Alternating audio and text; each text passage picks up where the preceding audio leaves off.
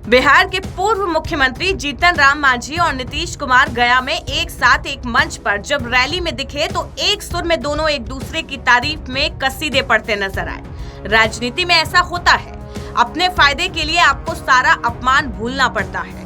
यही राजनेता का सबसे जरूरी लक्षण है। लेकिन गया में उतरे जीतन राम मांझी अंदर ही अंदर बहुत डरे हुए हैं। उनका डरना लाजमी है, क्योंकि इसी गया ने जीतन राम मांझी को 3 बार हराकर घर भेजा है।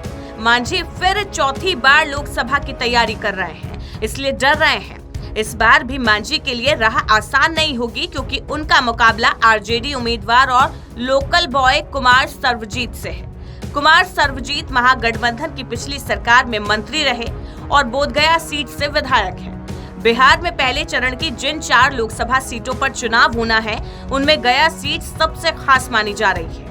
गया सीट जीतन राम मांझी के लिए अग्नि परीक्षा की तरह होगी। इस सीट से मांझी के चुनावी मैदान में उतरने की सबसे बड़ी वजह ये है कि यहाँ से पिछले 2 चुनावों में एनडीए की जीत होती रही है। हालांकि जीतन राम मांझी का रिकॉर्ड इस सीट पर बेहद निराशाजनक रहा है। वो अब तक 3 बार गया से लोकसभा का चुनाव लड़ चुके हैं और तीनों बार उनकी हार हुई।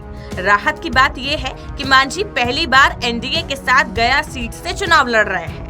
बीजेपी, जेडीयू, एलजेपीआर और राष्ट्रीय लोक मोर्चा का पूरा समर्थन उनके साथ है, लेकिन आरजेडी के साथ वाम दलों और कांग्रेस की ताकत लिए कुमार सर्वजीत भी कड़ी चुनौती देने को तैयार है।